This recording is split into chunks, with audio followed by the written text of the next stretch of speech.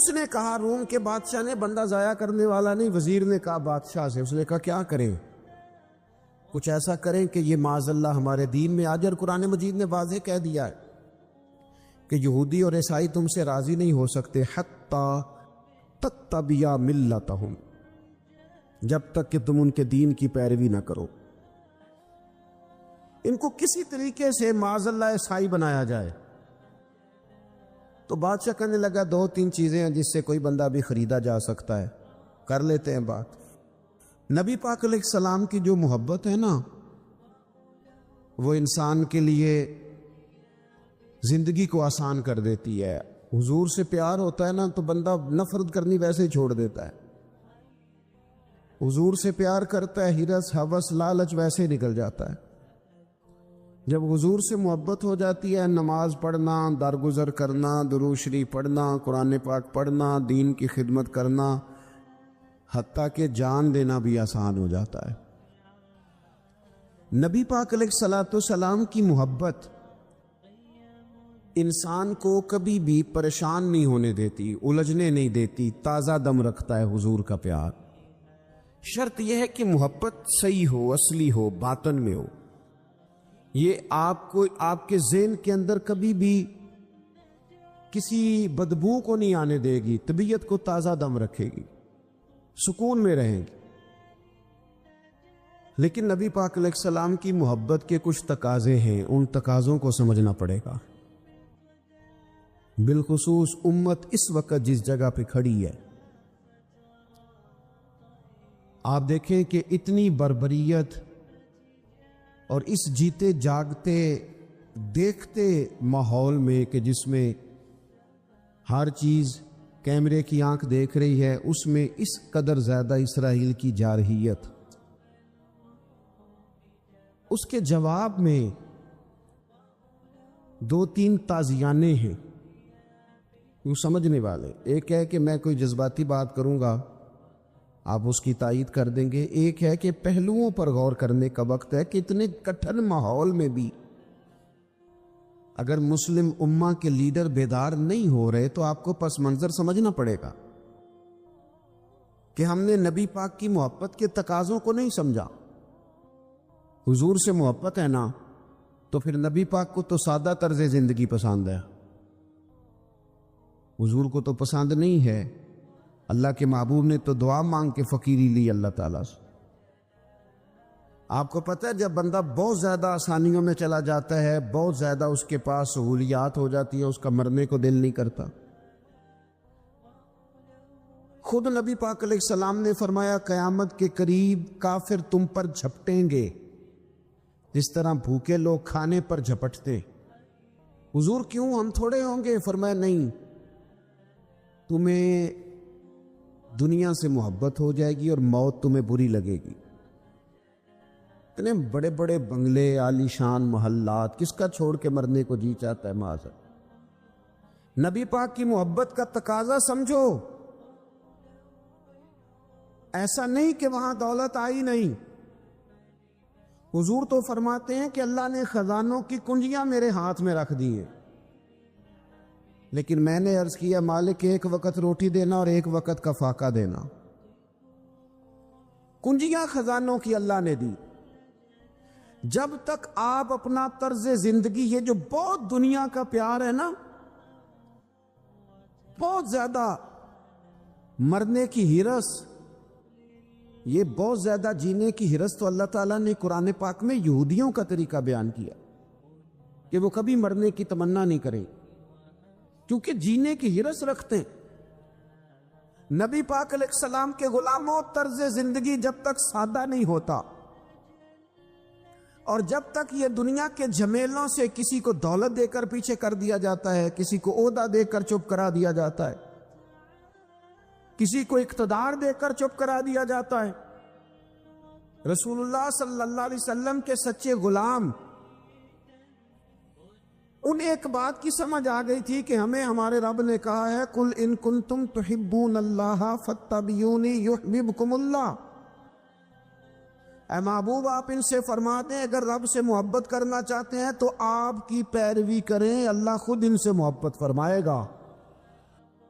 جب رب بھی ان کا ہو جائے گا، جب رب بھی ان کا کی محمد سے وفا تو نے، تو ہم یہ جہاں چیز ہے کیا، یہ لوح و قلم تیرے ہیں، اس کا کیا مطلب ہوا؟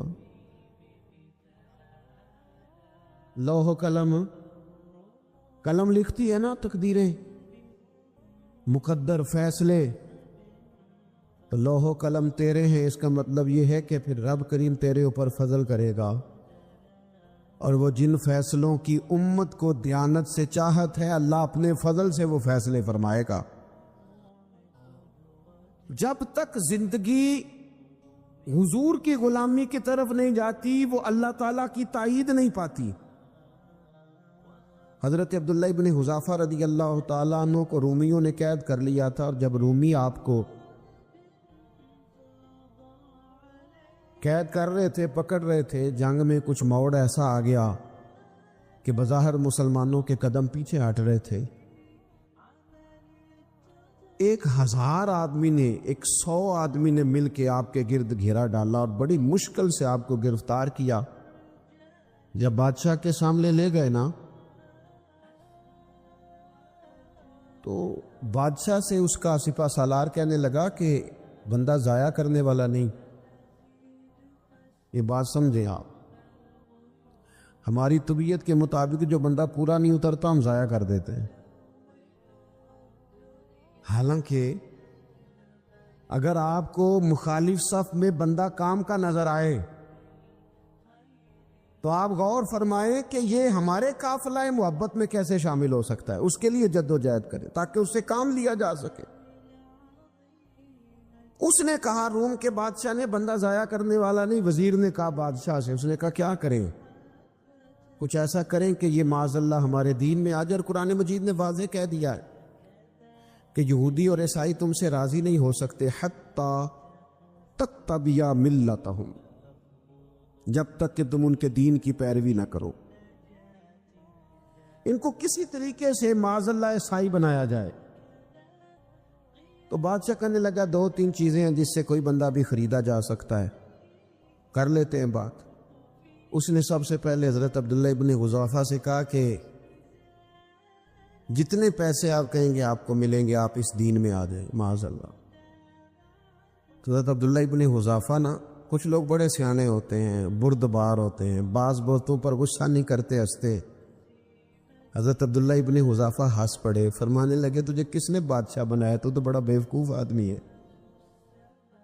اس نے کہا کیا مطلب؟ فرمانے لگے نادان، میں تو تلوار لے کے میدان میں آیا ہوں، مجھے دولت کمانی ہوتی میں تجارت کرتا، میں تجارت نہیں کر رہا، میں تو شہادت کے لیے نکلا ہوا ہوں، اور تو مجھے کہہ رہا ہے پیسے لے لے؟ وہ عقل کی بات کر۔ اس نے دوسری بات کی، اس نے کہا کہ میں بادشاہ ہوں، میرے نیچے جتنے بھی عہدے ہیں، وزیر، مشیر، وزیر خزانہ، جو آپ عہدہ کہیں گے آپ کو دے دیا جائے گا، آپ اس طرف آ جائیں۔ تو حضرت عبداللہ ابن حذافہ کہنے لگے پھر کہتا ہوں تو بڑا نادان ہے۔ فرمانے لگے میں حضور کا صحابی ہوں، اور صحابی ہونے سے بڑا عہدہ دنیا میں ہے ہی کوئی نہیں۔ صحابہ وہ صحابہ جن کی ہر صبح عید ہوتی تھی، خدا کا قرب حاصل تھا، نبی کی دید ہوتی تھی۔ کہا تو مجھے لالچ دے رہا ہے؟ اب انہوں نے ایک نئی چال چلی۔ وزیر کہنے لگا کہ میں ایک اور طرح سے معاذ اللہ کوشش کرتا ہوں پگھلا دینے کی۔ آپ اندر کمرے میں قید تھے تو وہاں ایک خاتون کو بنا سوار کر بھیج دیا گیا۔ دوستو یاد رکھنا، تکڑا اور مضبوط جوان پتہ کون ہوتا ہے؟ جس کی نظریں پوری طرح اس کے کنٹرول میں ہوں۔ یہ علامت جوانی ہے۔ جس آدمی کا پوری طرح، 2 لوگ دنیا میں کبھی کوئی کارنامہ سر انجام نہیں دے سکتے، ایک جو حرام کھاتا ہو، ایک جس کی نظر ناپاک ہو۔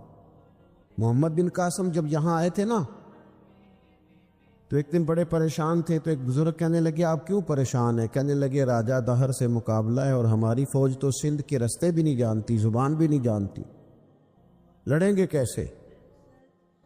2-4 دن کے بعد ان بزرگوں کی دوبارہ محمد بن قاسم سے ملاقات ہوئی تو بڑے خوش تھے. کہا اب آپ کیوں خوش ہیں؟ کہنے لگے وہ میرا مقابلہ نہیں کر سکتا، میں نے تحقیق کر لی. کہا کیوں؟ کہنے لگے نظر کا گندا ہے، اور جو نظر کے گندے ہوتے ہیں وہ میدانوں میں ٹھہرا نہیں کرتے. میدان کے لیے نکلنے کے لیے پاک جوانی کی ضرورت ہوتی، تطہیر مزاج ہونا ضروری ہوتا ہے، پاکیزہ افکار اور سچی اور سچی ستھری سوچوں کا ہونا ضروری ہوتا ہے. اس لیے فرمایا کہ میرا مقابلہ نہیں کر سکتا. حضرت عبداللہ ابن حذافہ کمرے میں تھے تو وزیر کی بیٹی اندر سجی سنوری پہنچ گئی. جیسے ہی آپ نے اس کفر کی چال کو دیکھا تو تیمم کر کے نفل شروع کیے. وہ ساری رات بیٹھی رہی، رب کا بندہ ساری رات عبادت کرتا رہا. عبادت بڑا سہارا ہے، مصلی بڑا سہارا ہے اللہ کے بندوں. صبح دروازہ کھولا، وزیر نے اپنی بچی سے پوچھنا چاہتا تھا رزلٹ کیا نکلا، تو کہنے لگی پیچھے ہٹ جا، اب تیرا میرا تعلق کوئی نہیں، میں نے نبی پاک کا کلمہ پڑھ لیا. اس نے کہا میں نے بھی زمانہ دیکھا ہے، پر یہ کیا لوگ ہیں کستوری کے بنے ہوئے، سندل سے دھلے ہوئے، کہ میں ساری رات کمرے میں رہی اور 100 اور 1000 آدمی جس جوان کا مقابلہ نہ کر سکے، اتنا طاقتور جوان کمرے میں رہا اور اس نے نظر اٹھا کے نہ دیکھا. او کچا لانگے للاری والا جڑا چڑھدا تے لیندا رہندا ہے، اے عشق تیرے دا رنگ محمد چڑھیا پھر نہیں لیندا. سبحان. میں کہا ایک دفعہ نظر اٹھا کے نہیں دیکھا، کمال ہو گئی. اتنے بڑے لوگ، اتنی بڑی سعادت مندی، فیروز بختی، معاملہ فہمی ہاتھ ہو گئی. اللہ اکبر. دوستو، بادشاہ جب پوری طرح ہار گیا نا، اس نے کہا مار دو. تیل گرم کیا ایک کڑاہی میں، اور جب آپ کو اس میں ڈالنے لگے تو آپ کی آنکھوں میں آنسو آ گئے. بادشاہ کا خیال ہوا شاید نرم ہو گئے ہیں. کہنے لگا روئے کیوں؟ فرمانے لگے سوچتا ہوں جان ہی ایک ہے،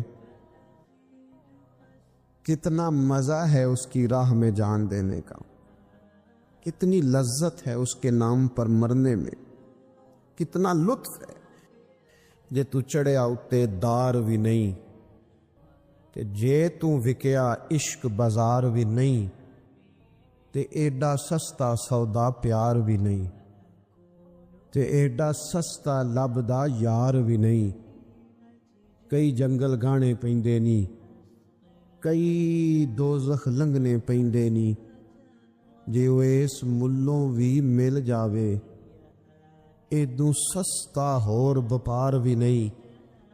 تے کچھ سمجھ نہ آوے لوکاں نوں وہ کادے نال شہید کرے، ڈٹھی یار دے ہاتھ تلوار بھی نہیں، پر او دا خالی جاندا وار بھی نہیں. کہنے لگے ایک جان ہے نا، تو دل کرتا ہے ہزاروں ہوتی تو ایک ایک کر کے محبوب کے نام پہ قربان کرتا، جب میرے پاس ہے ہی ایک، کروں کیا؟ حضرت عبداللہ ابن حذافہ رضی اللہ تعالیٰ عنہ جب روئے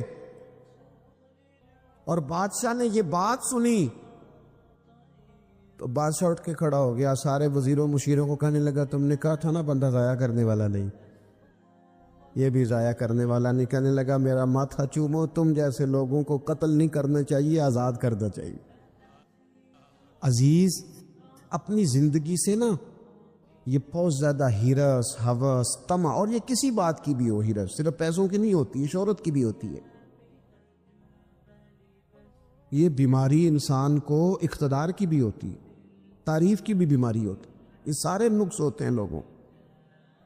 اور معاذ اللہ بعض جبوں کبوں کے اندر بھی ہوتے ہیں، وہاں بھی پنپتے. اپنی زندگی جب تک اس سادگی میں نہیں لاؤ گے جو رسول پاک نے عطا فرمائی، جب لوگ آسانیوں میں پوری طرح الجھ گئے تو پھر وہ دور ہوئے اور کفر چڑھ گیا. دوسری بات، اللہ کے محبوب صلی اللہ تعالی علیہ وسلم کی محبت ہم سے تقاضا کرتی ہے کہ ہم اس مشن کے لیے کام کریں جس مشن کے لیے رسول پاک نے کام فرمایا ہے۔ ہم سارے کام بڑی مضبوطی سے، سوچ سمجھ کے، تدبر سے، حکمت سے، تقاضوں کو مد نظر رکھتے ہوئے کرتے ہیں سارے کام۔ دین کے کام میں ہمارا مزاج نہیں ہوتا، او ہو جائے گا جی، آپ بسم اللہ پڑھیں جی، شروع کریں جی۔ آپ تقاضوں کو سمجھیں، چیزوں کو دبائیں نہیں، چیزوں پر غور کریں۔ کسی کی ذہن کی سطح پر سوال ابھرتا ہے، اس کا تسلی بخش جواب دیں۔ اپنی زندگی میں دین کے کام کے لیے اپنے آپ کو وقف کریں، اور دین کے کام کے بہت سارے پہلو ہیں۔ ہزاروں لوگوں کو قرآن پاک ٹھیک پڑھنا نہیں آتا، ہزارہا لوگ ہیں جو قرآن مجید کے مطالب سے آگاہ نہیں ہے، دین کی بنیادی ضروریات سے لوگ نابلد ہیں۔ میں آپ کو کس طرح یہ بات سمجھاؤں کہ ہزاروں کی تعداد میں طلاقیں اس لیے ہوتی ہیں کہ مردوں کو طلاق کے مسئلے نہیں آتے، انہیں پتہ نہیں ہے کہ مجھے حقوق زوجین کے معاملے میں کیسے چلنا۔ ڈھیر سارے گھروں میں تباہی اس لیے ہے کہ تربیت اولاد کا دینی منہج ہمیں نہیں پتا۔ اپنا حصہ ملائیں دین کے کام میں۔ ایک آدمی کو اگر تو نمازی کرنے میں کامیاب ہو گیا، تیری زندگی بدل گئی۔ وہ دین بیزار لوگ جو ہمارے بیچ بیٹھ کے ہماری نوجوان نسل کو پگڑی اور داڑھی کا نام لے کے بنیادی طور پر دین سے دور کرتے، ایسے نوجوانوں کو دین کا پیغام محبت دے کر دین کے قریب کرنا ہماری ڈیوٹیوں کا حصہ ہے۔ ہمیں ذمہ داری کا احساس کرنا پڑے گا، ہمیں یہ خاص قدم اٹھانا پڑے گا، توجہ دینی پڑے گی۔ مساجد، مدارس، میں آپ سے عرض کروں، اتنی ڈٹ کے مخالفت ہوتی ہے نا مدرسوں کی، اتنی ڈٹ کے۔ میں ادارہ چلاتا ہوں، اس کے چلانے میں جو مشکلات ہیں وہ تو ہم بتا نہیں سکتے آپ کو، اس لیے کہ میری قوم، میرا اس قوم سے تعلق ہے جو نعت خواں امیر کرنا چاہتی ہے، مدرسے نہیں۔ نقیب خطیب پیدا کرنا چاہتی ہے، شعر و شاعری کی زندگی کو پروان چڑھانا چاہتی ہے۔ فقط ہمارا ان لوگوں سے تعلق ہے جو لاکھوں کروڑوں روپیہ محافل پہ لگائیں گے، اور قاری صاحب بیچارے اگر مسجد کا کوئی ہونے والا کام کسی وقت بتا دیں گے تو وہ بڑی مشکل آ جائے گی ان کے لیے۔ یہ کیسے ہو سکتا ہے، آپ نے یہ ڈیوٹی بتا دی۔ مدارس، اور جتنا اہم رول دین کو پھیلانے میں مدارس اسلامیہ کا ہے، اتنی زبردست، لوگوں کا خیال ہوتا ہے میری طرح کے لوگ شاید کام کرتے ہیں، ڈیوٹی کرتے ہیں۔ یہ 10-15 لوگ آپ کو نظر آتے ہیں جو آپ کو کہیں میڈیا پر یا ادھر ادھر ڈیوٹی کرتے، مخلص لوگ اپنی جگہ پہ، وہ بھی بڑا ہی کام کر رہے ہیں، جو میڈیا پہ آ کے بھی اخلاص سے اور درد دل سے کو دین کی، ان کی بھی کسی بات کی حوصلہ شکنی نہیں۔ لیکن ہزارہا اساتذہ جو مدارس میں بیٹھ کے پڑھاتے، انہوں نے وہ سارے لوگ تیار، آپ سمجھ نہیں سکتے کتنا بڑا کام۔ حفظ کا استاد جو ہوتا ہے نا، اس کی ڈیوٹی 24 گھنٹے ہوتی ہے، فجر سے پہلے، اور اس نے بچوں کو اٹھانا ہے۔ تنخواہ تو ہم انہیں دینا نہیں نہ چاہتے جی، تنخواہ نہیں دے دی انہوں نے، ہم بھی مولوی امیر نہ ہو جان۔ مولوی نو تے سوٹ بھی 27ویں والی رات دے عید ہے تاکہ کدھر سوان کے عید والے دن پا نہ لوے، کیونکہ 27ویں تو بعد تے درزی پڑتا ہی کوئی نہیں، کیوں حضرت؟ ایسا ہی ہے نا، اس وقت تو نہیں نہ لیتا، تو ہم چاہتے ہیں مولوی ہماری مرضی کے ہماری طرح کا سوٹ نہ پہن لے۔ مدارس کی مضبوطی آپ یہ دیکھ لیں، یہ صلاح الدین ایوبی کا تعلق بھلا کس چیز سے تھا؟ غوث اعظم کے مدرسے سے۔ حضور غوث اعظم کے مریدوں کی جماعت اس کے ساتھ شامل تھی۔ کون لوگ تھے جنہوں نے مدارس سے فیض پایا؟ رازی اور غزالی، حضور غوث اعظم، خواجہ اجمیر، یہ سب لوگ مدارس